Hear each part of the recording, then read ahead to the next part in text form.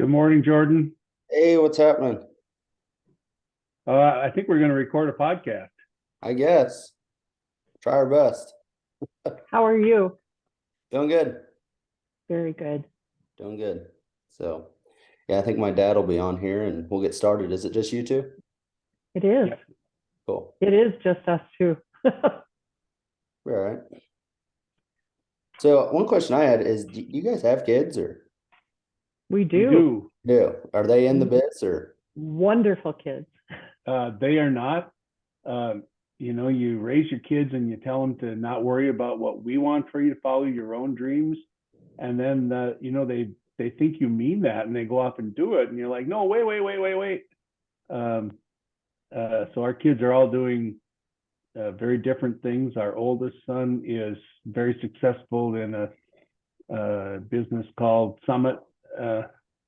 In Iowa, doing a lot of things. Our second son is the lead editorial writer at the Wall Street Journal, and our daughter is a partner in what do you call it, Julie? You had a good phrase.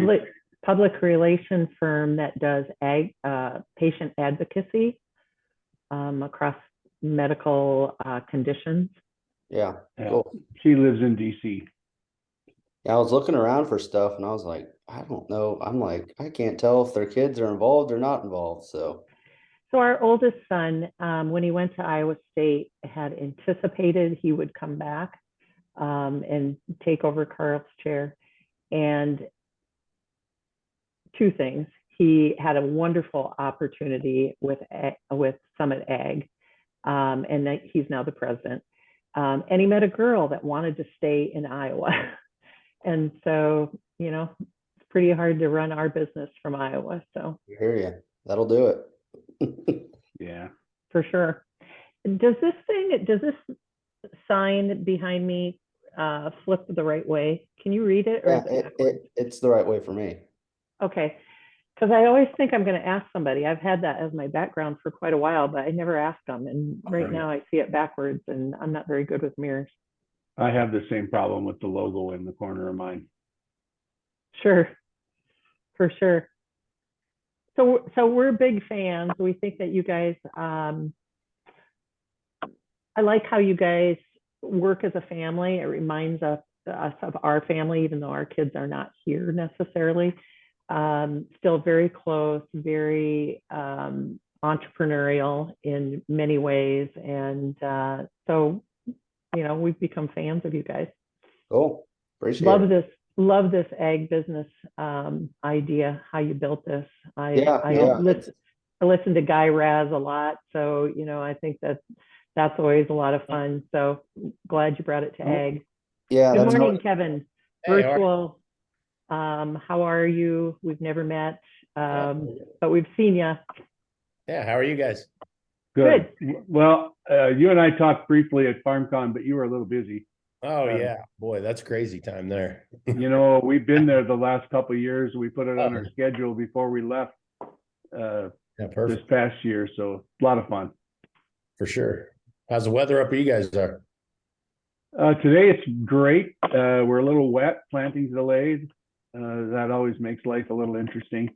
Yeah, So for sure, for sure. We're finally getting a little bit of rain down here. It's been dry. I mean, it's been real dry. So Well, see we how- still had a snowbank off our deck last week. So Really? yeah, Wow. but I was mowing like 8-inch grass yesterday too. So Wow. I've never seen a year quite like this. Yeah, crazy. So for sure. But we certainly appreciate you guys coming on and helping do this. Yeah, I think it's great to give back, and we've had a lot of good feedback from people. So it's very appreciative. So thank you ahead of Yeah. time. Well, thank you. Yeah. I've listened to probably most of these that you guys have done, and I've enjoyed them very much. Yeah, I appreciate it. Thank you. Jordan, what do you think? Yeah, we can let's get this thing started. Yeah, for sure. Hey everybody, welcome to another episode of How I Built This Ag Business. Today we are on here with Carl Peterson and Julie Peterson with Peterson Farms Seed. They're approaching 30 years in business. They currently sell seed in corn, soybeans, IP soybeans, wheat, and yellow peas. From my knowledge, They specialize in the area of North Dakota, South Dakota, and Minnesota, and they don't really get too far out of those regions. But with that, I'd like to welcome both of you to the show. Yeah, thank you. Good to be here. I guess let's start the podcast with how this story all started. From what I could tell online, one of your guys' grandparents started the farm back in 1918. Does that sound right? Yeah. So I'm third generation on this farm. My grandfather was born and raised in Wisconsin, basically worked his way up here on farms, had a job on a large grain farm just as a laborer, worked his way into being an engineer. He was pretty handy as a blacksmith, and eventually he sold his little blacksmith shop and bought the land that we live on at the worst time in 100 years to buy farmland. I graduated from college, or Julie and I did in 1981, and we bought farmland at the second worst time in the last 100 years to buy farmland. He didn't live long enough to whack me upside the head and go, "What are you doing, you moron?" But yeah, so we struggled through that. Julie? I grew up on a fifth generation Iowa farm, northeast Iowa. My family homesteaded in Iowa in 1852, I believe, and family still on that farm. Very homogeneous township. It was just made up of all families. So I didn't have a lot of outside, I shouldn't say didn't have contact, but didn't have really much knowledge of farming beyond Iowa until I went to Iowa State, and I met this North Dakota farm boy who talked about sunflowers and wheat and stuff I'd never had seen before. And by golly, I came up here and fell in love with North Dakota farmers. Some of the best, most intelligent farmers, I think, in the U.S. And I'm very proud to, support them. Yeah. Awesome. So you went up there right after college? Right after college. Yep. Carl was farming. Carl came home to the farm to farm. I got a job with a little startup.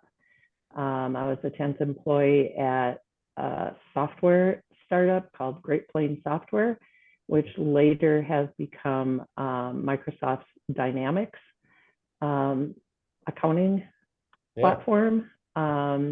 And so I got a lot of lessons really early. I had such tremendous opportunities to learn about tech and about the kind of culture that tech companies were building, both in Boston and on the West Coast.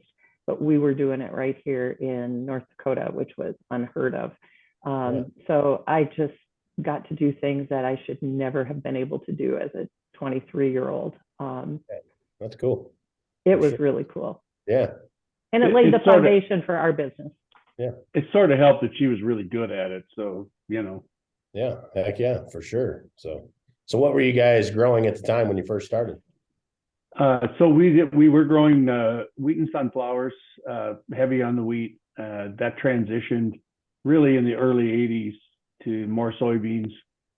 Sunflowers are a fickle crop. There's a lot of diseases and bugs, and so they'll kind of come in waves. And then we added corn both to the rotation and to the seed company about 15 years ago, I think. Is that when North Dakota really started to roll over to more corn? Yeah. Well, we were a little ahead of that. We're maybe ahead of the history of the story, but we were very fortunate that we started our company just as Roundup beans were coming on the scene, and there was an expansion in soybean acres in our footprint. So that was very helpful to us. Nothing that we were looking at foresight. That was just, dumb luck. We do feel a little more responsible for the fact that we looked at the corn market and said, that's coming here. So when we first started our corn business, a lot of our close neighbors and north and west of us, they're like, what are you going to do with all this corn? Nobody's planting corn. And go, well, they will. And of course, now they are. Yeah, for sure. So I'm assuming the RFS had a lot to do with that in 07 with ethanol coming that way, or to a degree, it created more demand, but I think the real driver was the improvement in corn genetics in the early maturities. okay. Yeah, that makes sense for sure. So yeah, I remember when I first started going up to North Dakota to speak, it was probably 08, 09. Corn had gone nuts already, and there was a lot of corn everywhere. So yeah, I thought it was impressive. Yeah. One of the challenges of our area, our footprint, is the variability is huge, right? So, this year their planting intentions are 800,000 bushels more, or acres more corn than there was a year ago. Yeah. There was a lot of prevent plant 2 years ago, a lot of corn a year before that, a lot of prevent plant. So it makes it a little challenging to manage inventories in the corn business. But we're right here, so hopefully it makes it more difficult for the large companies to do that than for us, which maybe it's a difficulty, but also maybe an advantage.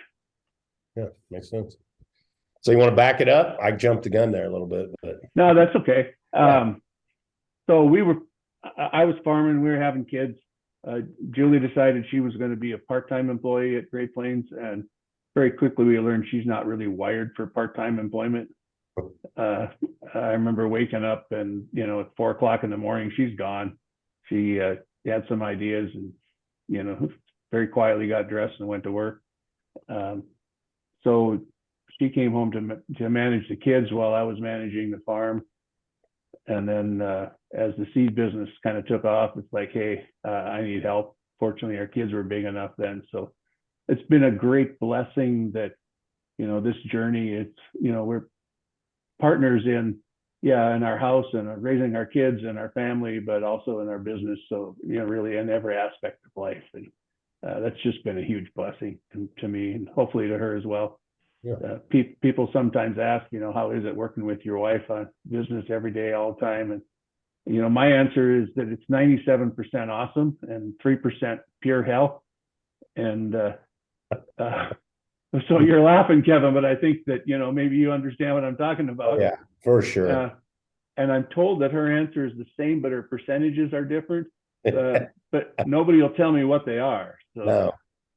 No, I hear you. It's a definite crazy fine balance, that's for sure. I try to tell Jordan the same thing. Michelle often tell me, like, I'm not your damn employee. It's like, talk to her like, yeah, I'm her husband, and she's my wife, rather than. But it's just hard sometimes. It just gets tricky, but it's definitely worth. I mean, it's worth the effort to make it work. So yeah, I wouldn't want it any other way. No, that's what I say. I couldn't have done it without her. So for certain. No. How many kids? How many kids did you end up having? We only have 3. We should have had more. Yeah.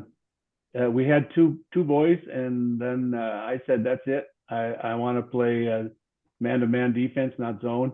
Yeah. And she said, now we should have some more. So we, 5 years later, we had a little girl, and kind of kicking myself. We could have had 2 more in there. We could have had 5 pretty easy. And, yeah. We look back the same way. We had 2, and then kind of thought, well, we've been blessed. We'll just take a break. We should have gone for the big family. It'd been a lot of fun as we got older. So, but yeah, we were sure busy during those years, though. But and this when you're building your family. I think our kids were so energized. They were so jazzed by learning about stuff around the dinner table, right? Yeah. We ate dinner together most times, but they learned about payroll taxes. They learned about what tax policies in Washington were going to do to our business. They learned about unemployment. They learned about so many things that they never would have had an opportunity to learn if we weren't building a business at the same time. That's true. Very true. Yeah. I feel the same with our, so in one sense, I feel like a little bit of a failure as a dad because I know you're a football player, Kevin, but my kids, they couldn't name a single NFL football player, but they could probably tell you who the Secretary of Transportation was, right? Right. No, I hear you. That's Jordan and I now. He's seeing now. He's building a business. Hell, he doesn't know what's happening in football or baseball. People are talking. He's like, man, I don't even know what's going on, Dad. I haven't watched any game. I haven't seen any. I said, yeah, welcome to building the business world. So I know it's really great fun though, isn't it, Jordan? It is. It's all right, but you can only relate to certain people with certain things now. So like just small talk, I'm like, I don't even know what's happening. So there'll be like news headlines, or Hillary, my fiance, will be like, hey, did you hear about, she was talking about some guy that lost his mind out in Nevada, has been all over the news, and I'm like, I don't even know what you're talking about. Like, Sure. we've got blinders on sometimes. Yeah, for sure. Yeah. Well, it's focus, Kevin. Focus, not blinders. No, true. There you True, go. very true. And I tell Jordan the same thing. I mean, my grandma always told me when I was young doing some little side businesses as a kid, she'd always be like, look, it's like a magnifying glass. She'd take me out and let me try and start a fire with a magnifying glass. She's like, if you move the damn thing all over the place, you're never going to start a fire. You got to hold it focused, keep it right steady and right there. And I always remembered that. And that's when I'm at my best, or our businesses are at our best, when we stay focused. But it's hard as entrepreneurs or as business owners. I think like you say, I'm always wanting to do, oh, that looks like that'll be a great business. That's a good business idea. My wife's like, no more, please slow down. Let's focus here. So Sure. So that sounds kind of familiar because, if you're going to run a business, you need somebody who's like going, oh, squirrel. But then you also need someone who, keeps the wheels on. And that's really how Julie and I complemented each other. And, she is focused on keeping the wheels on, always has been. yeah. And, so if it was just me, it'd be a complete catastrophe. I hear you. It'd be a lot of fun though. Exactly. That's what Michelle says. He's way more fun than I am. Too funny.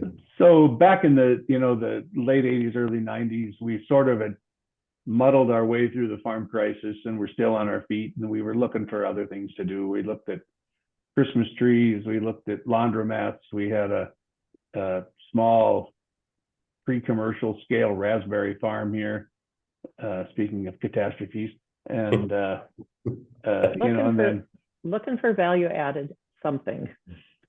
Right. And then in 1993, there's tremendous wheat scab problem in the wheat. In fact, the headlines in the paper were, are we going to have to haul this wheat to a hazardous landfill? Elevators slam their doors. And we were told you could separate the good from the bad with the gravity separator. So we did that. We cleaned wheat 24 hours a day throughout that winter, cleaned an entire unit train of wheat. And then we sort of went, well, that's kind of like being in the seed business. We should just go in the seed business, because it was conditioning the seed. Go ahead. Time out. So I got to say, he makes this sound really easy. There was this decision that we, had to buy a gravity separator. We sat around our dining room table and went, do we have the money to buy a gravity separator? Not really. I mean, these were big decisions back in that day. I got to put shoes on my kids' feet, and you want to buy a gravity separator. So I have to give Carl much credit for always embracing stuff that doesn't necessarily make sense at the time and making it work. Sure. And it was a bootstrap operation, right? So we bought the gravity separator, we cobbled together a little building. I sent a young man to Canada with a pickup and said, just fill it up with augers and heads and tails, and just get as much as will fit in the pickup and bring it home. And we got it working. So then we thought, well, let's go in the seed business. And very soon we discovered that, conditioning seed is a small part of the seed business, but really it's about genetics and soon to be traits and marketing and, quality controls and logistics. And, it's like, well, we don't know anything about any of that stuff, but we're here now. We better figure it out. And that's basically been our modus operandus ever since. It's like, well, we're going to go try this thing. We have no idea how to do it. We'll figure it out on the fly. I hear that many times, right? Jump off the cliff and build the airplane on the way down. Yeah. Hope like hell you can anyway, right? That's Yep. And you made another good point, Julie, at that, because Jordan and I and my daughter and our family have been talking about it a lot. When you're looking to find a business to go in or something to do on top of what you got going on, we like to find an asset and then see if our family can add value to that asset. Like you were saying, how can you build value in whatever it is you're looking at? So for us, sometimes we do a lot with old historical buildings or buildings, because my wife's really good in real estate and my daughter's an architect and she's really good. And so Jordan and I will handle the heavy lifting and the contracting side, and they kind of do the other side. So that's kind of our value add on some things, and different farms too, as well, and our marketing. But yeah, just like you guys said, you look for something and saw a place you might be able to dive in and add some value. And I think that's awesome. So, well, we did have 1 acre of raspberries growing here as a trial. Yeah. Sometimes I think back to, I'm so glad that raspberry business didn't work out. Yeah. What happened there? Because we have a lot of friends that try to go into a real niche specialty crop. And then I don't know what happens that throws that off track. What do you guys think? Go ahead, sir. So I'll just say, stepping out and putting an acre of raspberries on our home farm was the first step at doing something entrepreneurial outside of farming. Right. Because we did something that the neighbors were going to look at us and go, I think those people have lost their minds. Exactly. Well, yeah, but we probably have lost our minds in some ways. So, we're like, okay, well, let's just try this. So we don't know anything about this. So this is the same approach to any other business you go into. It's like, well, we're going to learn all we can about this. So, we went to Canada, we looked at mechanical raspberry pickers, and we, talked to everybody we could talk to. We figured out, there's the fresh market, there's the process market.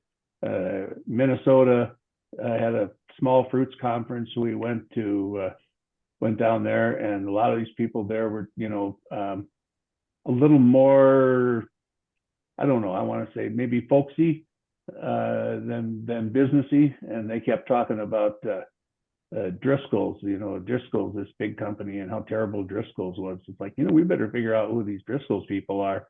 That's an amazing company. They are awesome. They're the people that you get fresh raspberries in North Dakota in the middle of January, and they're good.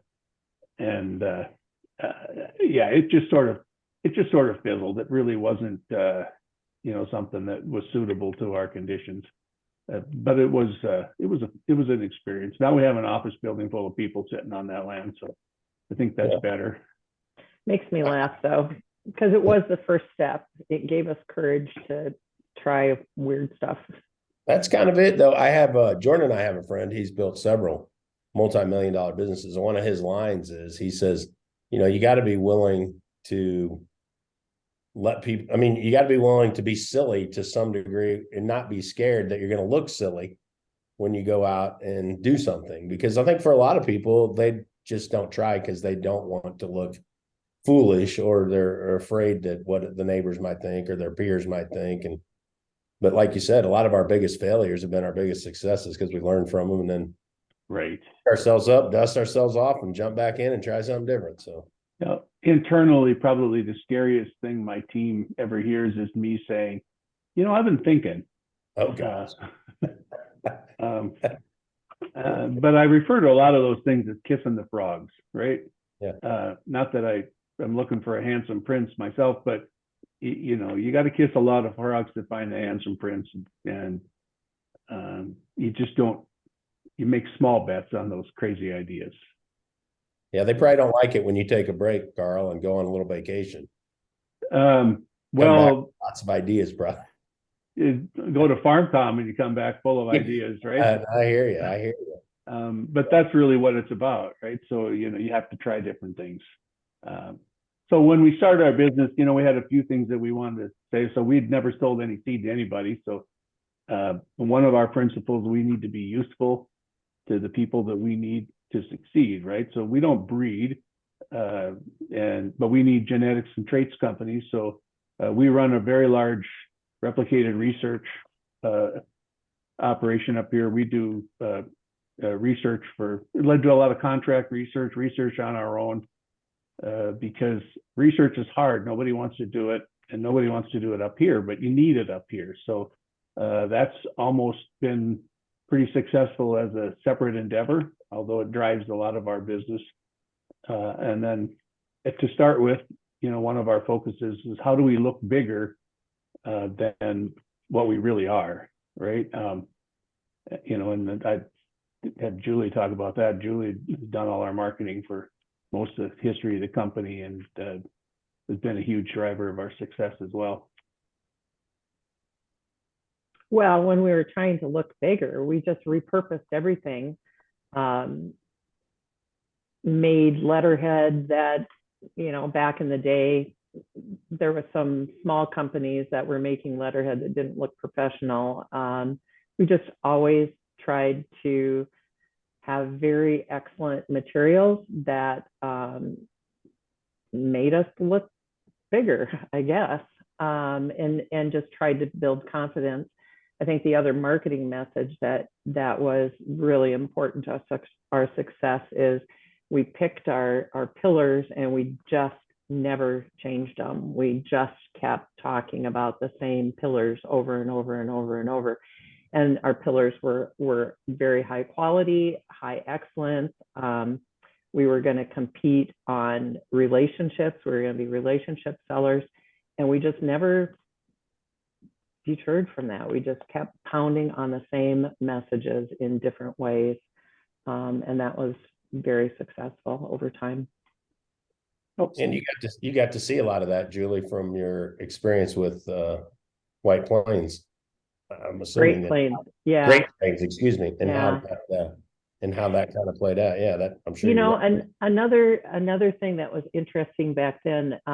So Great Plains was going to Las Vegas to Comdex back in the day. That's where all the computer shows were coming in. So everybody's coming in. Everything's shiny. Everything is, sleek. That was what a company did. That's what software was. And so how is this North Dakota company going to stand out? How is this North Dakota company going to get any press? So back in the day, Great Plains took some bales of hay and some cowboys and gave lassoing lariat lessons at Comdex. That was a lesson that really stuck with me, that if you're going to compete with the big guys, you better be David with a slingshot, because you got to look different. And we did some things that probably look silly, but were very different. Carl, you can talk about naming your first soybeans, because so ridiculous. I don't know. You guys have you ever heard of Amarillo Slim? No. So Amarillo Slim was a pretty famous gambler back in the 70s. Okay. And he won a lot of weird bets. Like he bet he could hit a golf ball a mile. And so he took a golf ball up on a high peak and hit it out onto a frozen lake, and it went a mile. So one day he and his buddies were sitting around, and he said, I'll bet I can beat anybody you can put up against me in table tennis or ping pong. Right. And of course, this is kind of an absurd thing. He wasn't an athlete. He was a gambler. And one of his buddies said, fine. They made the bet, $10,000, and they set it for like 6 weeks in advance. And so his buddy went out and hired a Taiwanese table tennis champion. So I don't know if you remember back in the 80s when, but not in the 80s, or been in the 70s when Nixon opened up China and they had the Chinese ping pong people Yeah. coming around. They're just absolutely incredible, right? So he hired this Taiwanese champion, and so the day comes and Amarillo Slim walks. Oh, he made one stipulation: I get to pick the paddles.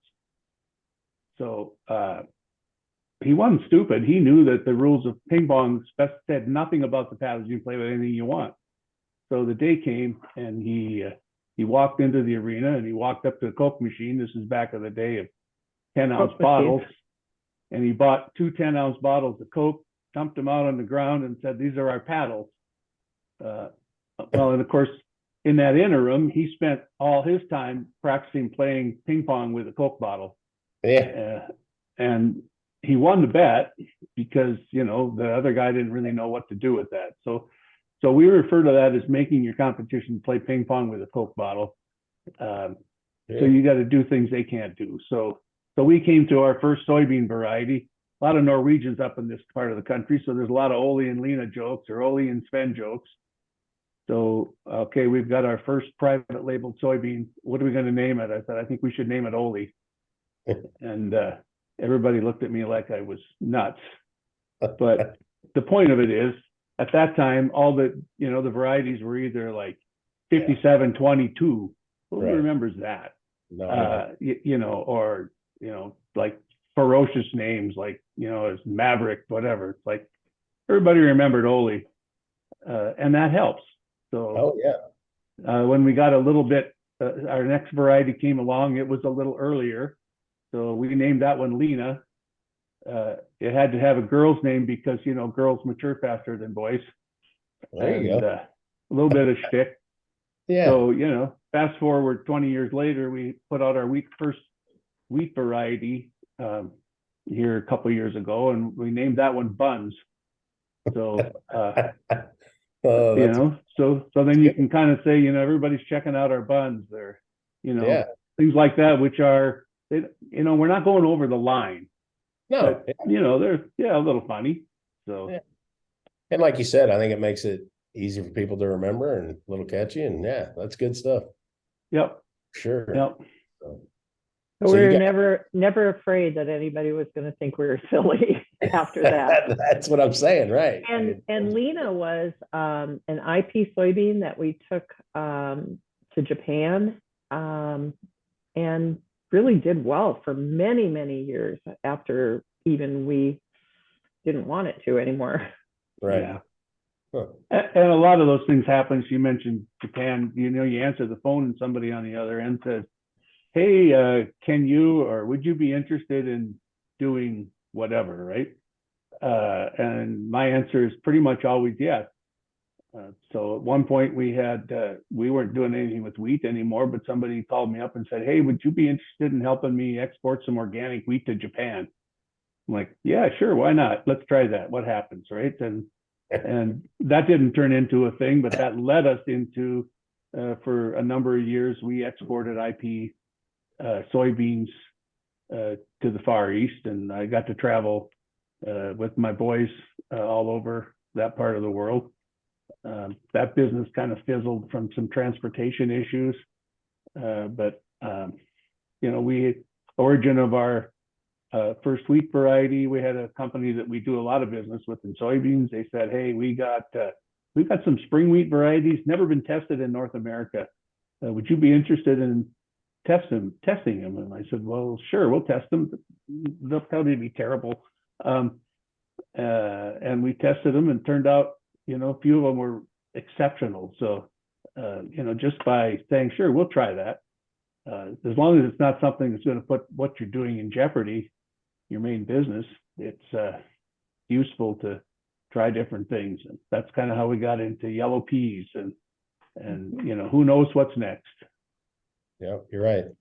We had that same conversation. Like I said, saw a lot of similarities. Told my daughter, when a door opens, go through it and see what that leads to 5, 6 other doors, and you never know what's behind those doors. So just keep kind of exploring and see what happens as you go through there. And that sounds like how you guys went about it. So yeah, once in a while you get your head slammed in the door, but yeah, it's the way it goes. I would agree. So when did the kids start getting involved? So our kids helped us growing up. It's like, you raise your kids and you say, now don't worry what we want for you. Follow your own dreams. And then, they think you actually meant that.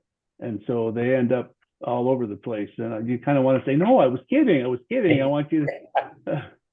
Yeah. So our three kids, our oldest son is in Iowa, very successful entrepreneurial ag business there. Our second son is on the editorial board of the Wall Street Journal.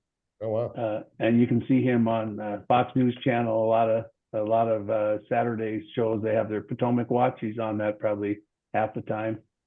And then our daughter is, I always mess this up, Julie. She's a partner in a public relations firm that does patient advocacy. She lives in DC. Oh, wow. Okay. Yeah.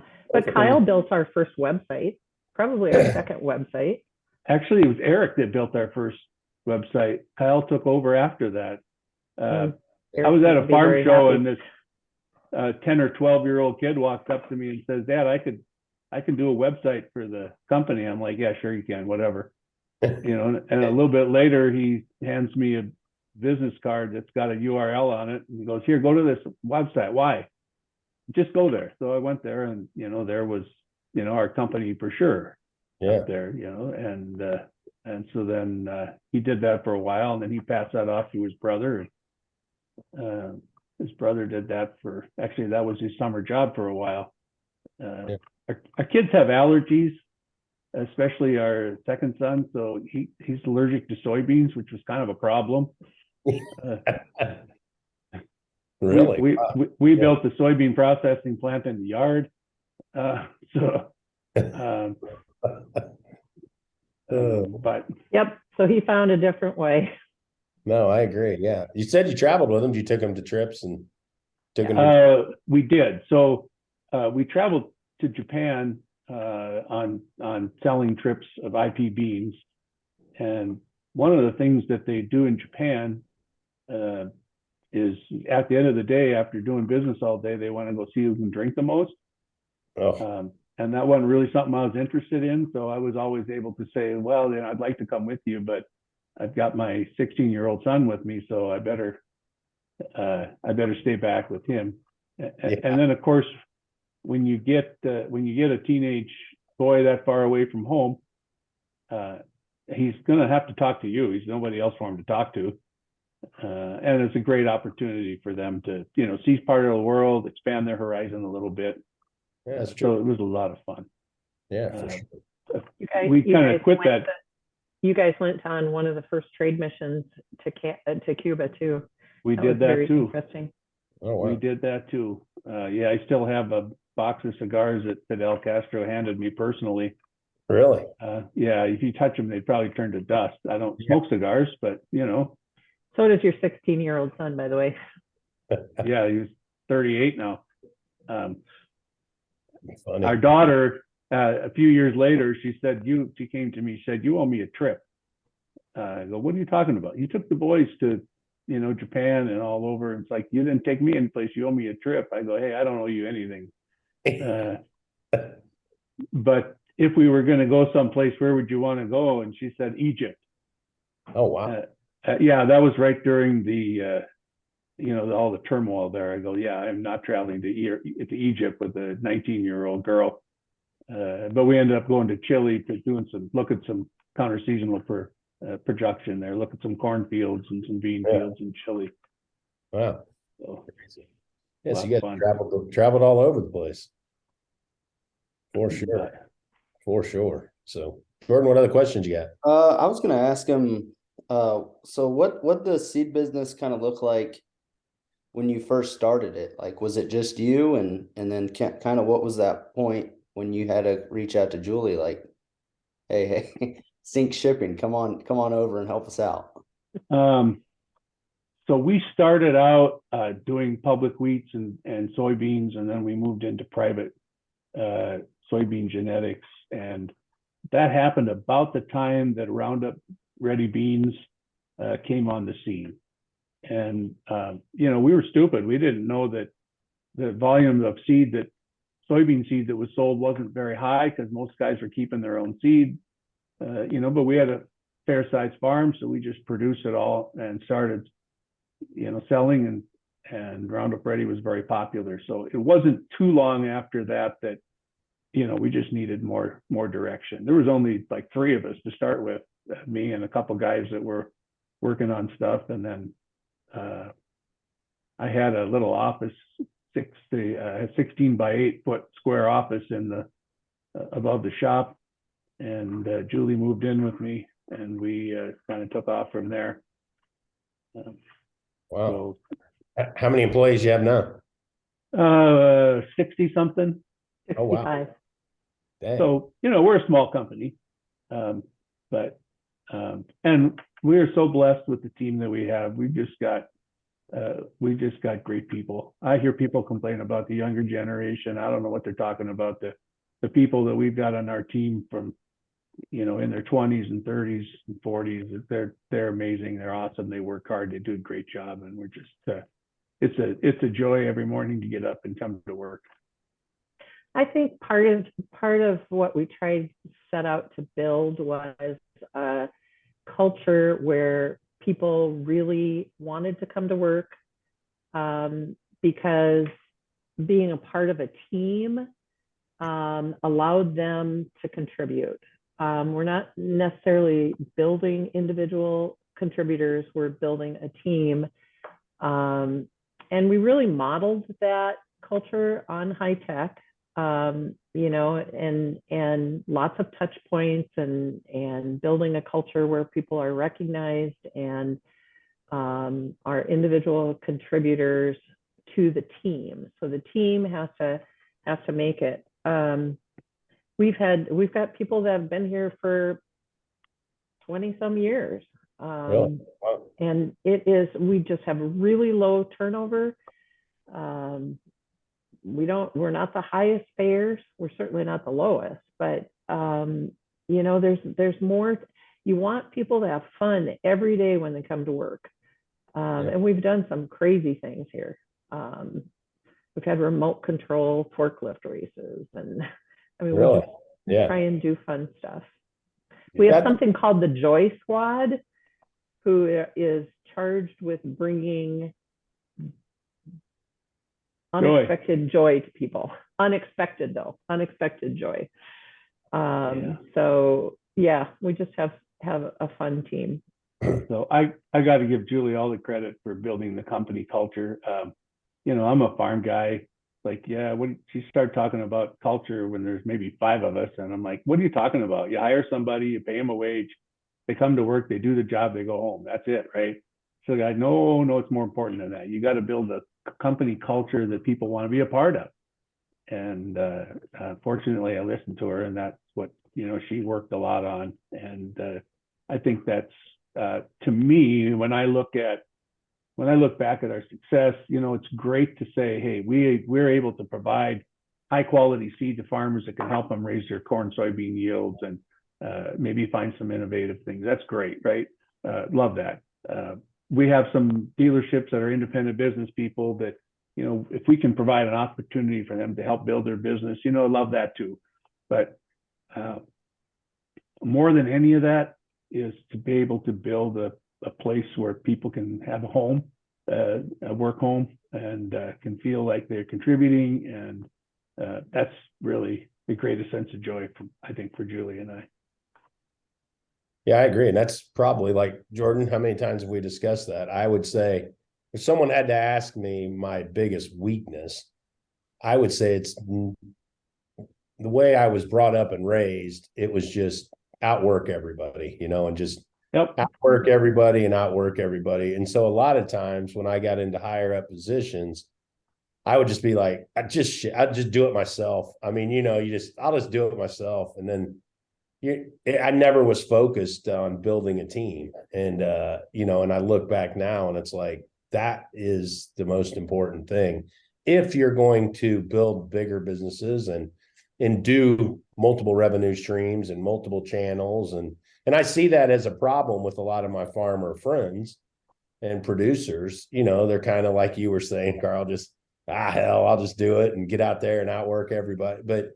And then just, hire your hired hands. And I had the same attitude you just said, Carl, like, wait, I'm exchanging this nice wet check. I'm expecting you to do your work. Now go on home, and that, Yep. and my wife would say Transactional. that's transactional. You're right.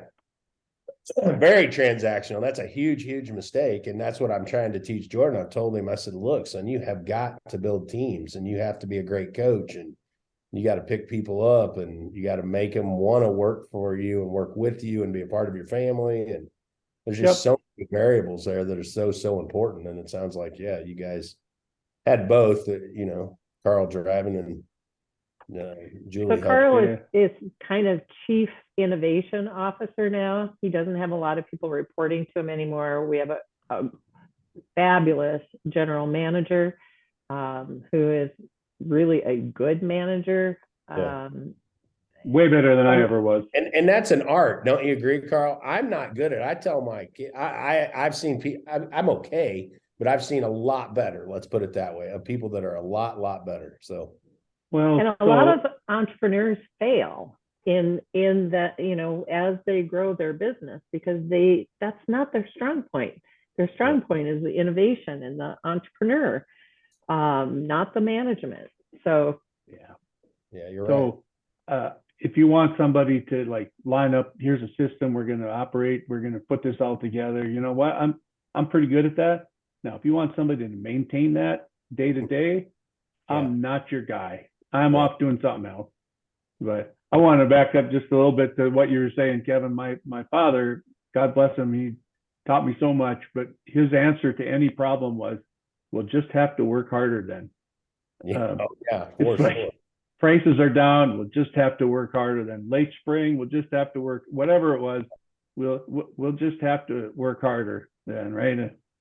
Later years, I used to tease him. I said, when you were in charge of getting everything done, by gosh, we always got our work done, right? And he'd kind of beam a little bit. And I'd say, half the time we're doing the wrong thing, but by gosh, we got it done. Exactly. I can tell you so many times, Dad would just say, my grandpa, just keep your head down and outwork them. Just keep your head down and outwork everybody. I'm like, well, I think there could be an easier way to do this possibly. But you know what? If you do both, that's kind of a good thing. Oh, right? Yeah. Yeah. You still got to keep your head down, outwork them, but you got to try to do it smart too. Yeah, I agree. Yeah, I agree. But I had talking about being a coach, I had a conversation with, we got a great young agronomist that handles all the stuff for my farm. And, a couple of weeks ago, he goes, hey, I think you should go look at these fields. I think they're about ready to go. I'm like, well, Michael, you looked at them, right? Like, yeah, well, why should I look at them? Yeah. It's like, you think they're ready to go? Well, let's go then. And I don't need to stick my finger in there because, he's going to make his best decision anyway. So. Yep, I agree. That's that other issue, like Julie's saying. I mean, I think a lot of people that, you want to start micromanaging and then the people don't feel like you trust them. And then, it's just a lot involved with it. And it's, building that team is so critically important and giving people a sense of purpose and a place and where they feel like they're part of the team and all. I mean, it's just, there's a lot to think about there that sometimes you just overlook. So were you guys like actively recruiting at that time, like trying to go find new employees, or were you kind of just letting them come to you? Like, hey, I want to be a part of this, and they'd reach out to you. How did you guys go about like getting new employees? How do we hire? Yeah, how'd you go about hiring? You're always recruiting.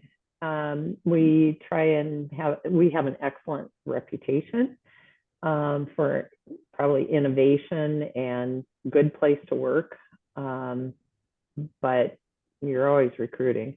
Yeah. When we looked for Scott, when we were looking for somebody that could fill in during transition away from Carl being the primary manager of the department, you start looking through your network and who have I met? And you got introduced to Scott through somebody else, right, Carl? Yep. I think a mistake that a lot of us make is that we think, well, I'm in the seed business, so I have to find somebody that's in the seed business that understands, the seed business. And yeah, that's helpful. But Scott, his background is, as an auditor, and then he sold ammunition across the world, and then he worked as, business development as a recruiter. Didn't know the first thing about seed when he came here. Our controller worked in manufacturing. Our director of sales was in the grocery business. It's like, hey, corn's a tall one, and and you kind of learn as you go. But that brings a lot of new ideas and different approaches to things as well, right? I mean, and that goes all the way to the beginning, right? We didn't have a history in the seed business. We didn't have any mentors or teachers or any experience. So it's like, well, this looks like this might work. Let's try it. Well, sometimes it works, sometimes it doesn't. But you're not stuck into a rut of well, this is the way we've always done it, because we haven't always done it. Yeah, and I did that a lot with my businesses, and a lot of people would be like, how are you hiring that guy? I just looked for good people and people that I thought would be in my foxhole for my family, and I would be for their family.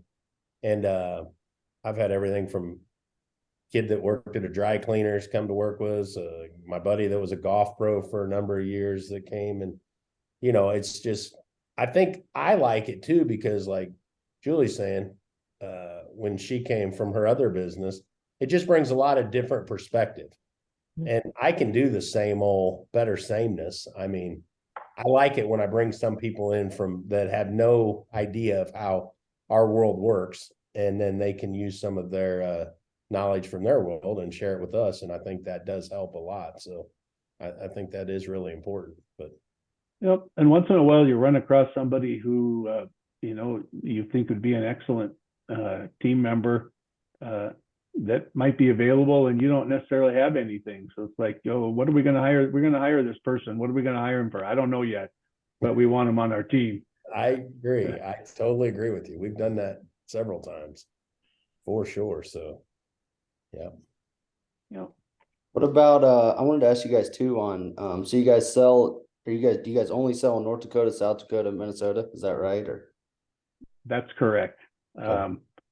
It's pretty easy. It would be really easy for us to find somebody in the middle of Wisconsin or in northern Iowa that, wanted to sell our brand, right? But I don't know the middle of Wisconsin, and we don't have any advantage there. We don't have, we don't have people that, have worked in those areas. We want to stick to our knitting and stay to the places that we know. If you look at the most successful independent seed company in the industry, that would have to be Beck's. And for many, many years, they said, we draw a circle and we don't sell outside of that circle. Now they've changed that philosophy lately, but I think that was a big driver of their early success. So, and let's face it, we drive by a lot of fields that we're not on the way to those places. So why wouldn't we stick to where people already know who we are, and have some idea of our reputation, and we can be helpful to them because we know that area, we know the products that fit that area. Yeah. And that speaks to probably our focus on long-term success rather than short-term. We really work hard at not making short-term decisions, or decisions that will benefit us short-term but not long-term. So our philosophy is keep the focus on long-term. The short-term will work out. If we make the right decision for the long-term, the short-term will work out. That's a great piece of advice for sure. Yeah. Yeah, people should have that hanging on the wall. I would agree 100%. So yeah. And it's hard to do sometimes when you're under pressure. Yeah, very hard to do. But you'll never regret it if you keep making the right decision for the long term.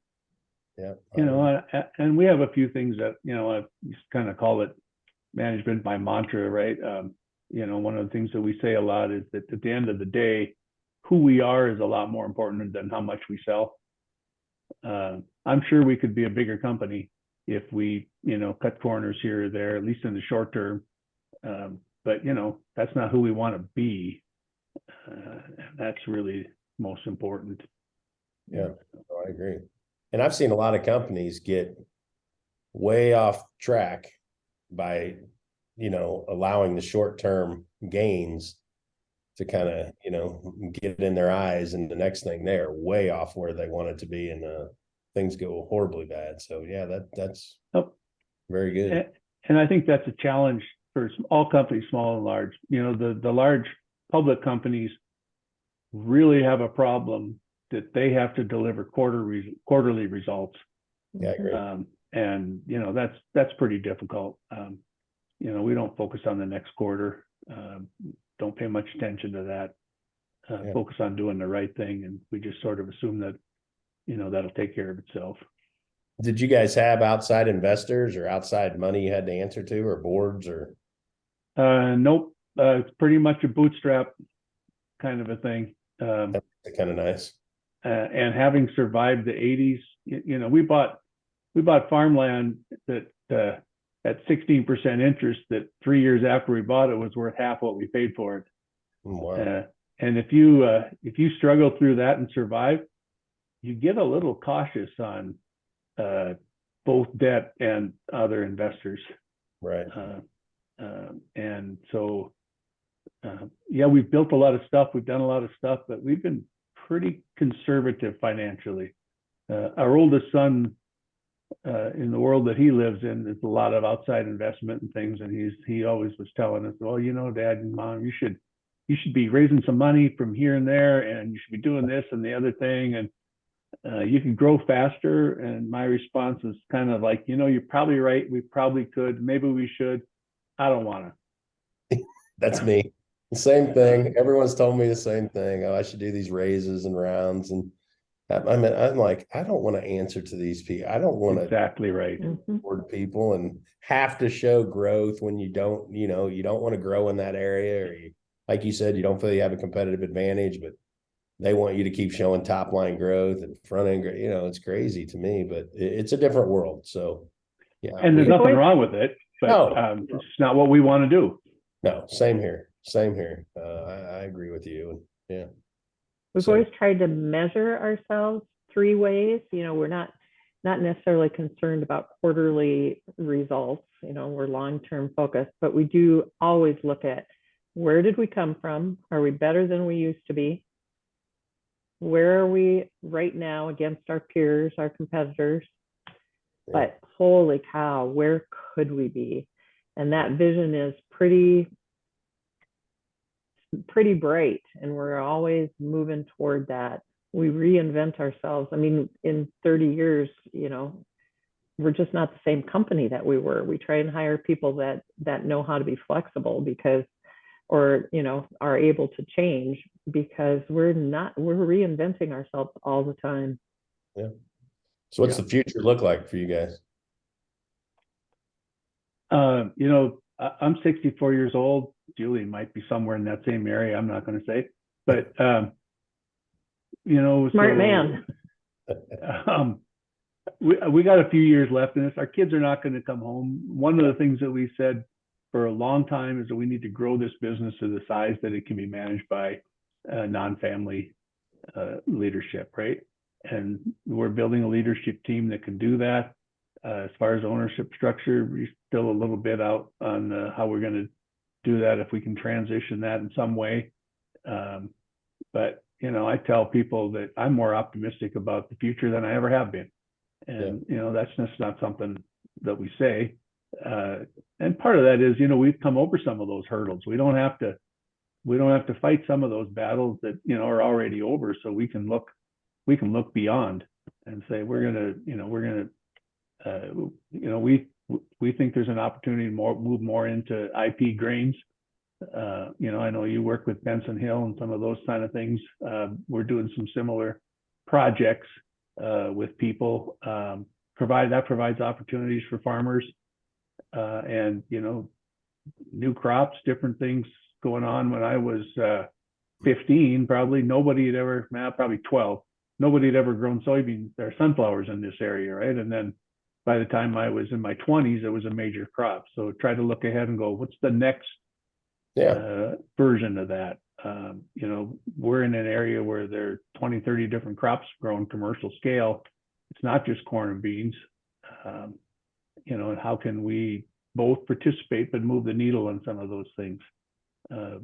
Because some of those things, are huge competitors, Bayer and Corteva. They're not really interested in that scale of a project, but it's meaningful to the farmers, and it could be meaningful to a small company like us. Yeah. How do you think younger farmers are going to be able to get started here with some of these crazy land prices and things like it is? What are you seeing up in your area? Yeah, it's kind of crazy. It's a little scary having, like I said, come up and started farming in the 80s.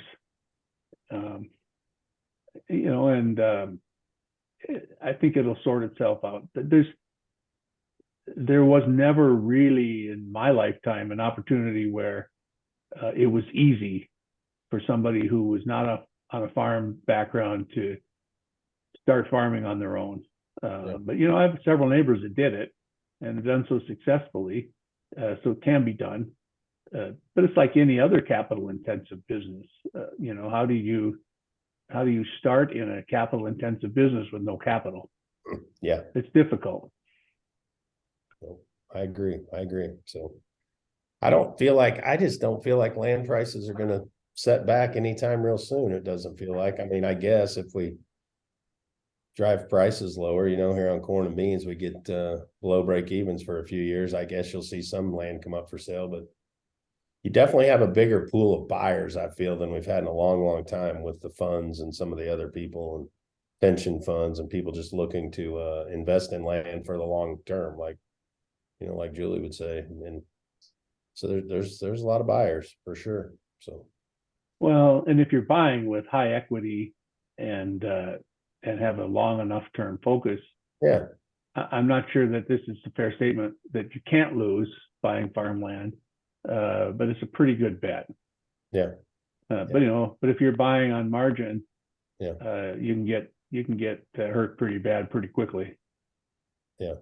And that's what we see. It's most of the bigger funds and the pension funds know that, they're paying all cash and looking on a 30-year time horizon and clip a few coupons here and there. And at the end of the 30 years, your money's going to be worth more than it was when you started. So I think that's probably a pretty solid thought. So I think it's a better story now than ever too, with a lot of those funds and why they're investing, just with the carbon and climate change, stuff like that, just helps their overall business being involved in farms.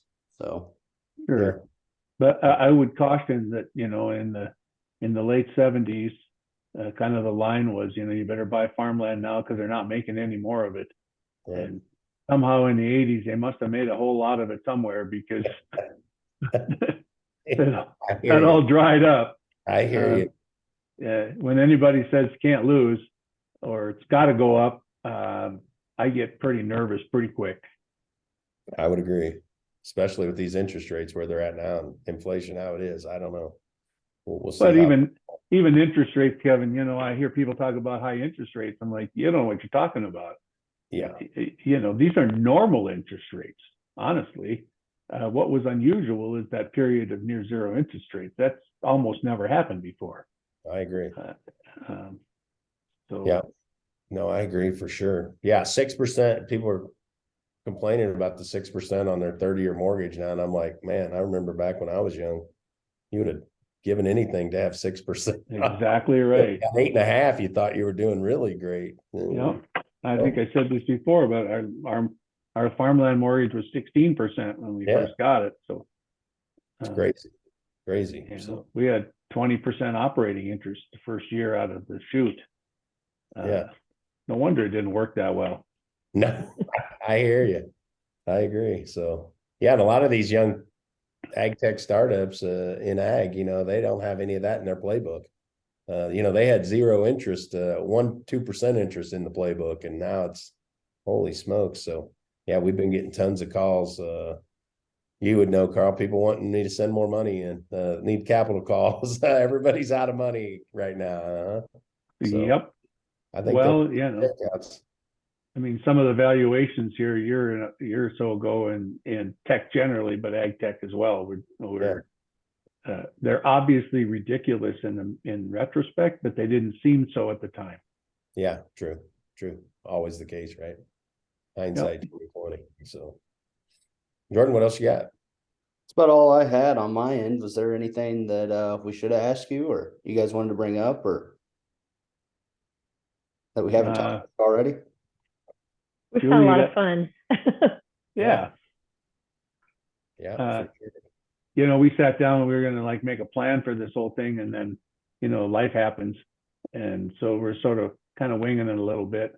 As always, Julie put more time in preparation than me. I just kind of show up, but Yeah, I hear you.